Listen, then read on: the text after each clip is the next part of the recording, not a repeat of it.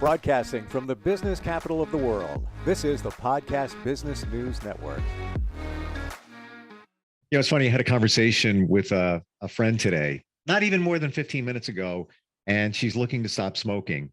And she said, does hypnotherapy really work? And I said, yeah, it's been working for years. And she said, I'm really busy with a lot of stuff going on. I'm going to give it 2 more weeks, and then I'm going to do something about it, about her smoking.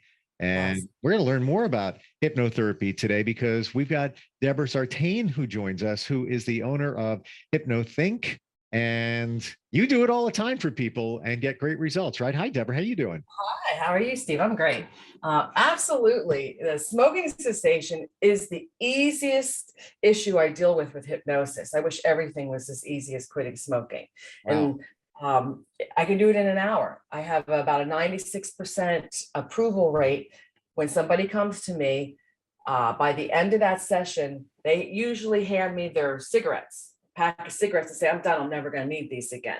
So I'm collecting cigarettes. And it's funny, I'm a non-smoker. People say, why do you have all these cigarettes? And I said, I'm positive that it works. So all that a person needs to quit smoking is the desire, the true desire. And they want to do it for themselves, not for somebody else. They have to do it for themselves.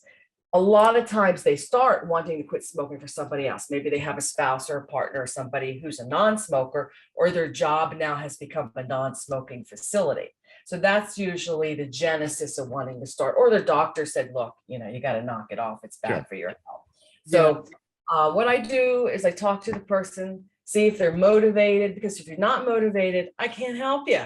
Okay, but I can help you get motivated. And a lot of times when I talk to clients, I call it a waking state hypnosis. So they're not realizing I'm already hypnotizing them to help them achieve their goals. So if they're not motivated, just like when we're having this conversation, they're interviewing me, I'm interviewing them.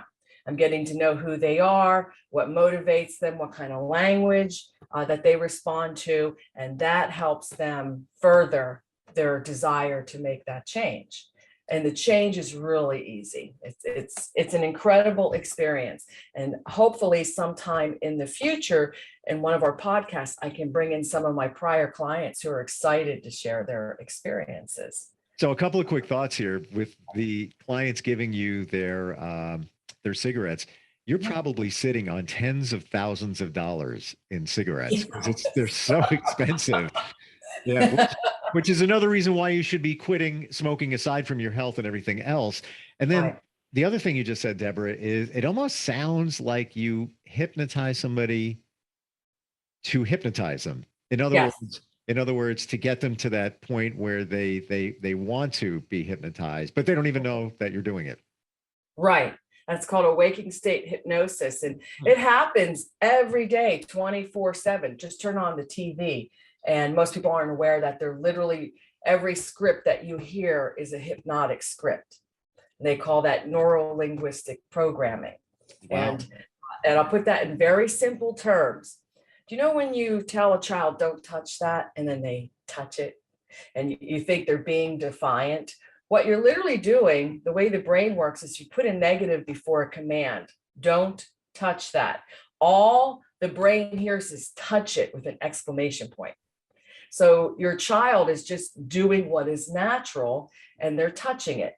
So if you put the negative before don't touch, all they're hearing is go ahead, touch it, touch it. That our minds are built that way. So every time you tell yourself don't smoke, what you're doing is giving yourself a command to smoke. So I use a language that will speak in the opposite direction of that. We call it a permissive language. It's okay to smoke. You're the manager of your destiny. But the difference is you no longer desire to smoke. You're in charge, and we concentrate on what they want. Perfect example. Who wants to spend that kind of money anymore for something that's going to kill you? You're paying yourself to kill yourself slowly. And it's a horrible death to watch people that I've known and witnessed personally die from lung cancer and other illnesses and diseases related to smoking. So hypnosis, again, it's more of a language than anything. It's permissive, and it's very interesting. When you talk to people, there are two kinds of people. There's the negative and there's the positive. negative person, how was your day? Oh, it was a horrible day. It was so bad, blah, blah, blah. A positive person, and this takes training because again, our brains don't naturally work this way. They would say, not so good. So what I did there is that neuro-linguistic programming, I put the negative before the command, right? Not so good. So your brain hears, I had a good day. So when you speak and talk and think, it's not just the hypnotist's job. What I do is teach you how to recreate your ways of thinking, how to recreate and new responses, and it's a learned behavior. So you will learn how to hypnotize yourself on a daily basis. You know what's interesting, Deborah, based on the neuro-linguistics, what you just said, not so good almost makes me want to hear what happened. Where if somebody responded, horrible day, it's just a train wreck. I almost don't want to hear it, but not so good makes me, oh, how come it wasn't so good? I want it so good. So good. So it pulls you in. See, that's how the brain works. So I hate to say it's trickery, but it's really common sense. But we're not taught that. And that's a whole nother subject, where we are programmed. We're programmed not to receive. We're programmed not to achieve. We're programmed to follow. Okay. And my experience, I say that, is that a coincidence? I don't think so. I think from day one, we're being programmed just to follow the rules, be a good subservient person and do what, our world tells you to do.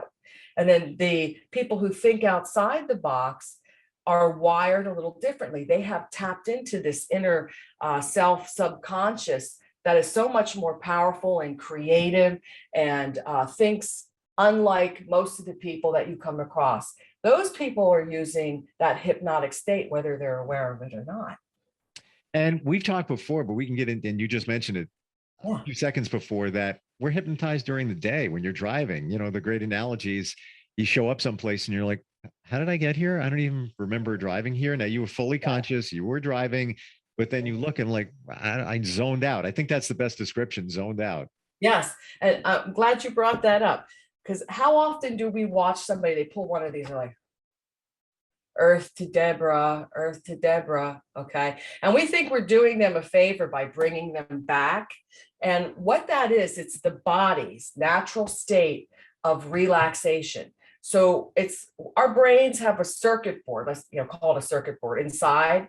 And to keep us from over tripping those wires, blowing a fuse, our subconscious puts us in those zoned out states several times throughout the day.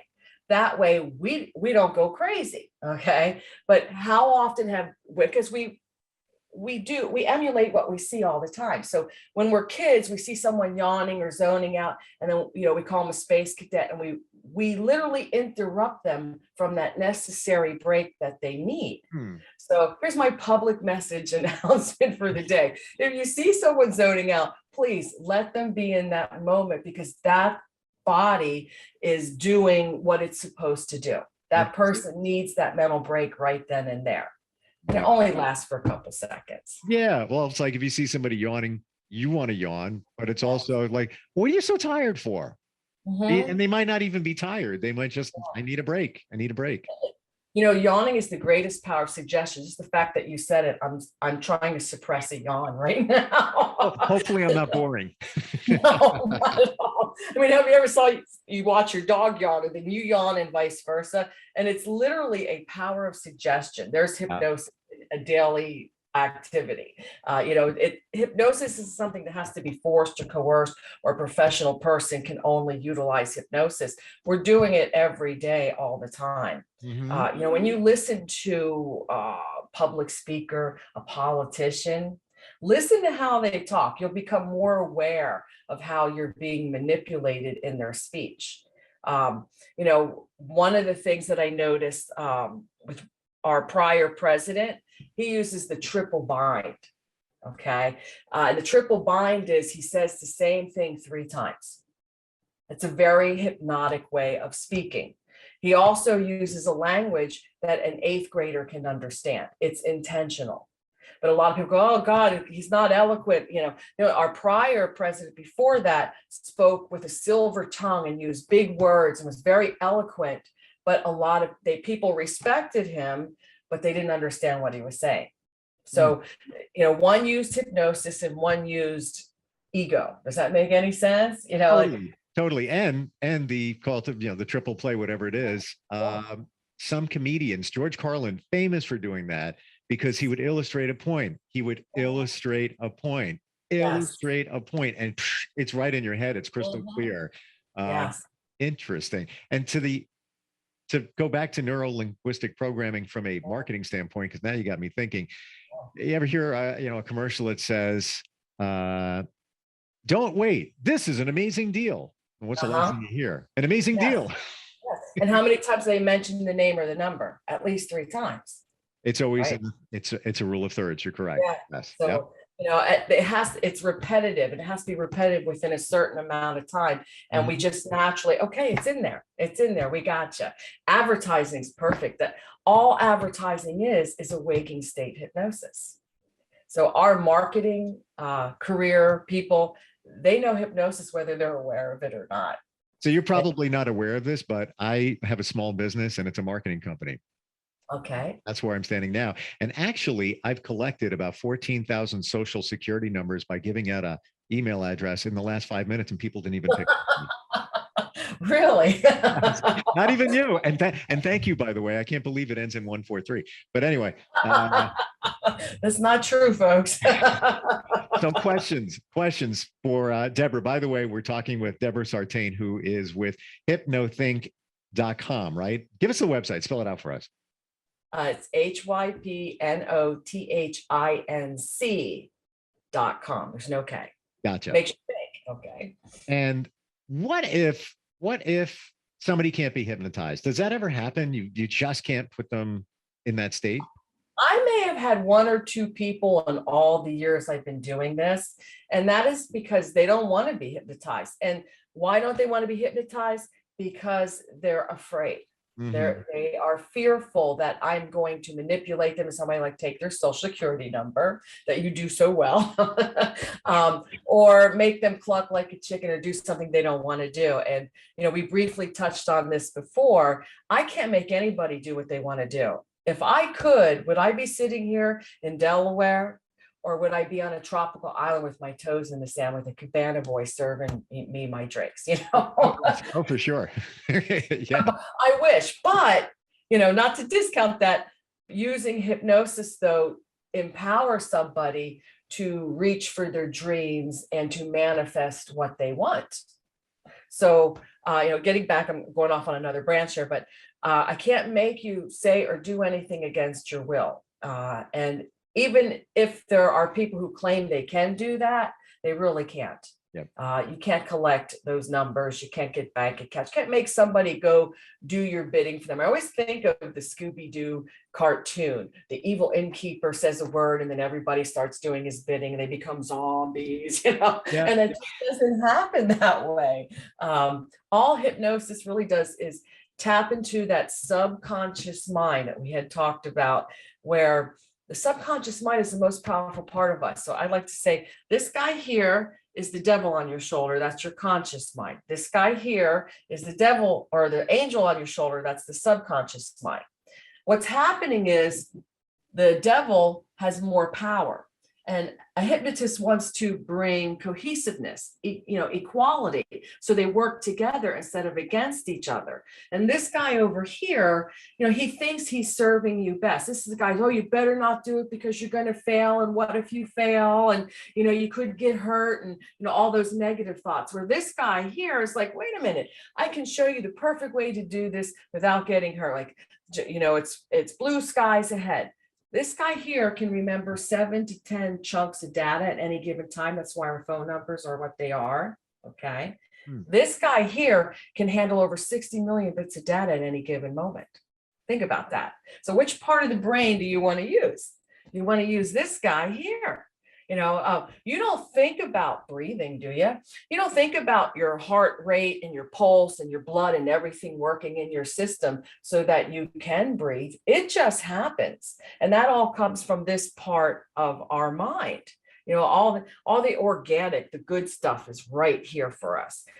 It really, if we can tap into this more often on a daily basis and work together, you can do anything you want. So, have you heard the term manifestation? Sure. Okay. A lot of people, when they think about that, they think holistic, or, maybe that's a little out there. It's not always well received. But manifestation literally starts with your mind. You are what you think.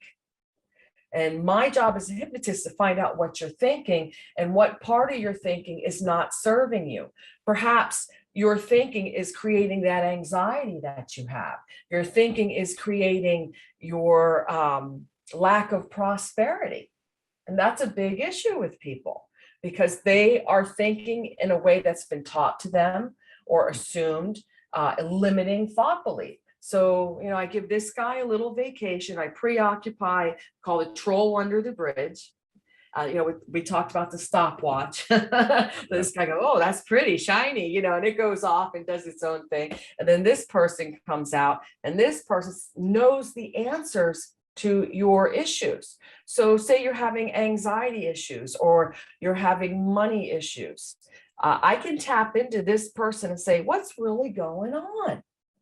Okay. If you and I having this conversation, I can ask you the same question and your conscious mind is going to give me some baloney answer.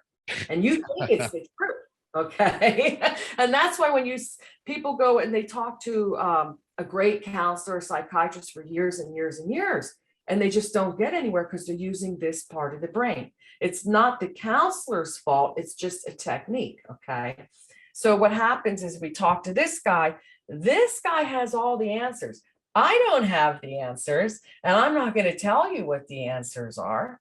So this guy here says, look, the reason you're anxious is perhaps something you overheard or said or misunderstood at age 4, 5, 6, 7 created that issue. Maybe your parents always had money problems, or, you heard something that you thought was meant for you and it lowered your self-esteem, but it never really was yours to own in the first place.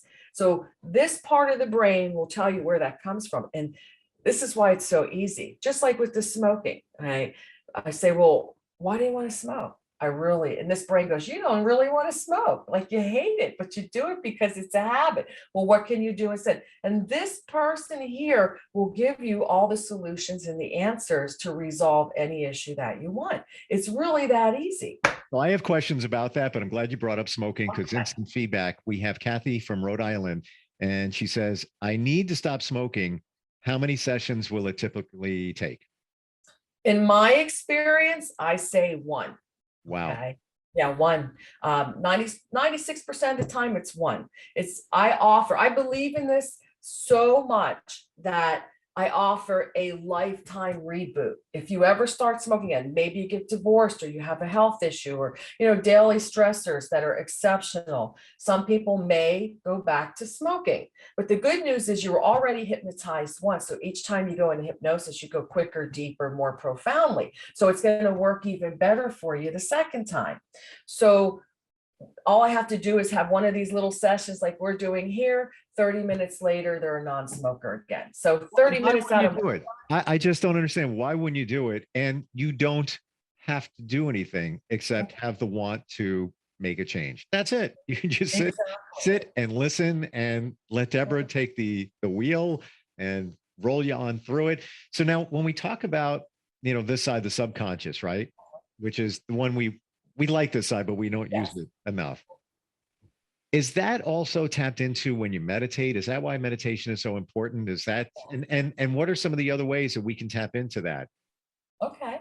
Well, we do it naturally, believe it or not, again, zoning out, watching TV, reading a good book, listening to great music.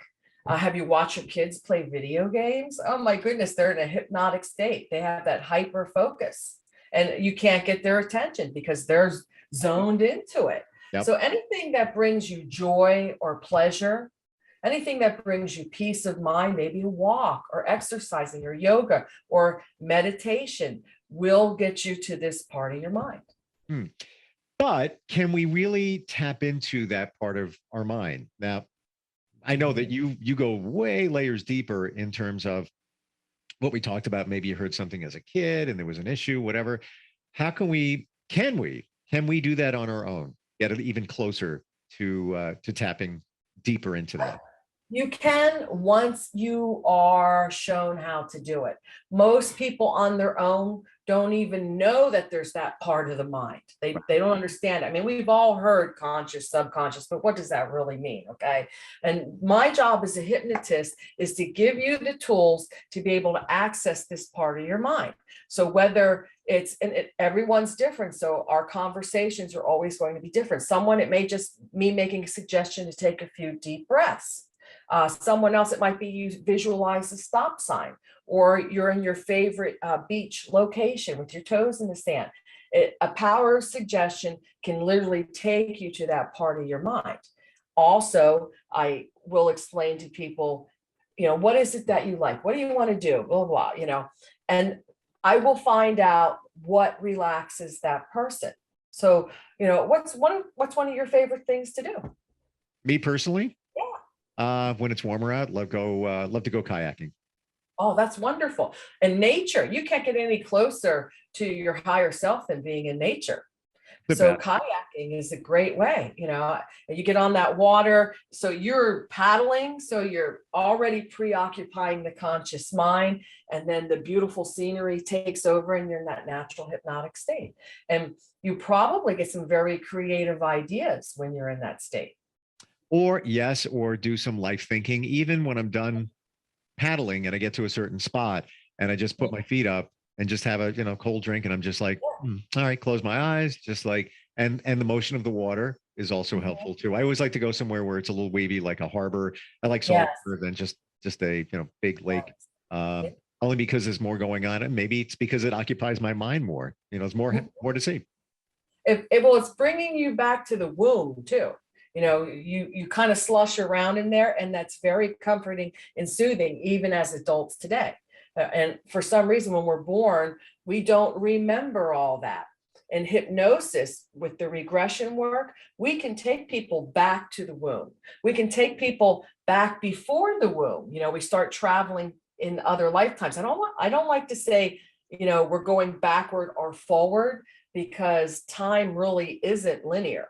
And that's a very unusual concept to grasp. I'm even struggling with that. But, what I've learned through hypnosis is how comforting it is when being in the womb, and you describing that water is a perfect example of that. And so I can't believe that you picked that out. And it's totally, I get what you're saying.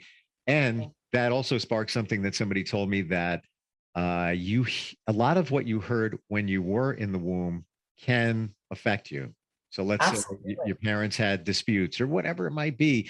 You were listening, you were hearing it, even though you weren't fully developed. Yeah, because you're literally a little sponge, a little computer, accepting all bits of data and information while you're in utero. And if you're watching gruesome and grisly TV programming, with lots of fire and killing and, pillaging and what have you, you're programming your baby to be anxious. And I read a very interesting study they did on earthworms. They did 14 generations of earthworms where they exposed them to cold, because worms don't like cold, and they reacted to it, and that created a certain response. 14 generations later, they're still finding that response in their DNA. Think about that. So if you have a fear response to something now, you pass it along in your genes. So anxiety, stress, that is an inherited physical reaction in our body. So if you want to break the cycle, I say, let's break our family cycles. We all have a family cycle. We all inherit the way we behave and react to things. So breaking that cycle, being the first one in your long history your lineage, your family, is to say, you know what, I'm not going to respond that way anymore. I'm going to be proactive. I'm going to think about what I can do instead of what I can't do. I can't do this, but I can do this, right? Mm-hmm. Yep. And you begin to recreate that DNA.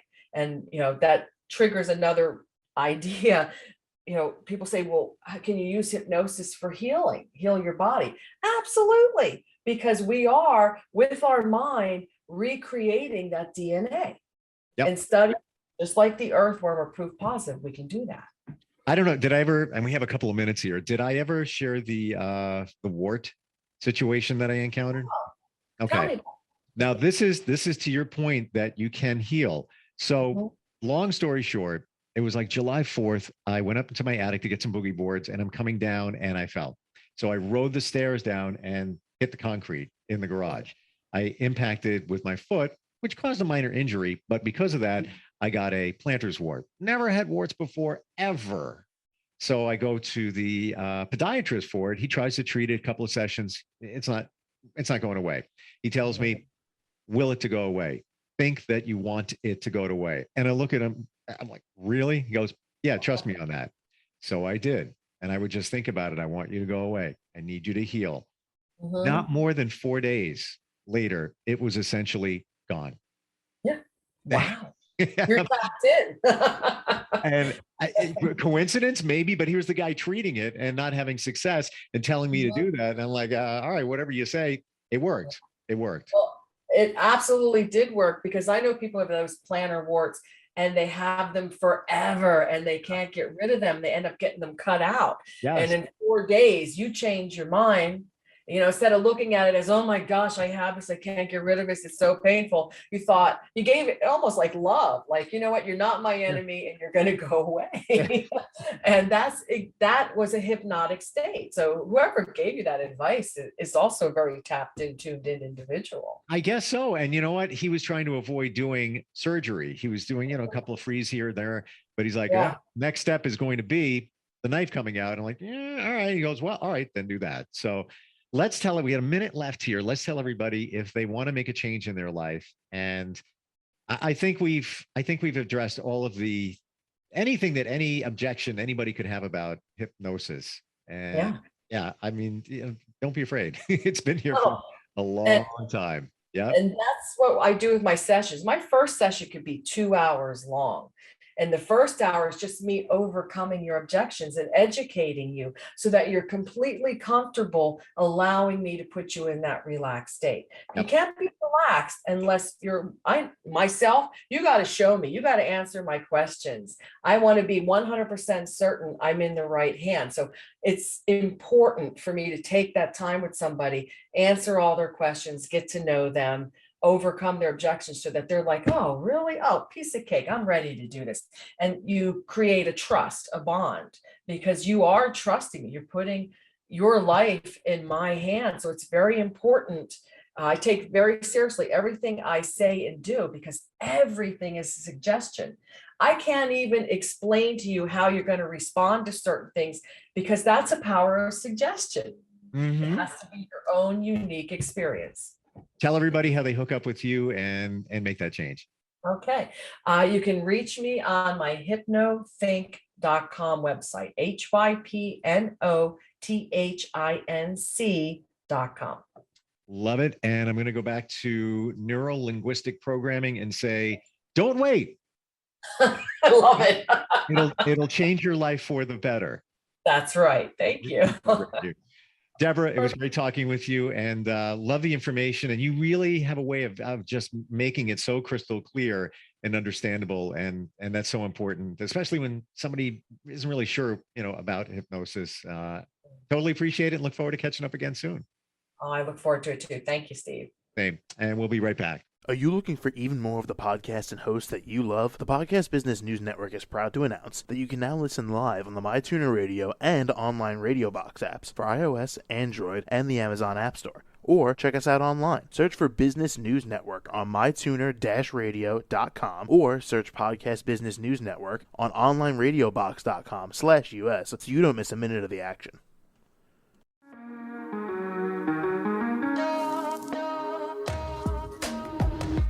Broadcasting from the business capital of the world, this is the Podcast Business News Network. For nearly 2,000 severely injured veterans, everyday life has become filled with barriers. Day-to-day simple tasks can become pretty daunting. I have to carry my chair up 2 flights of steps or have somebody do it for me. What scares me the most is just the falling. When I'm struggling with my house, I think, to have that one great barrier just knocked down, I mean, it's crucial.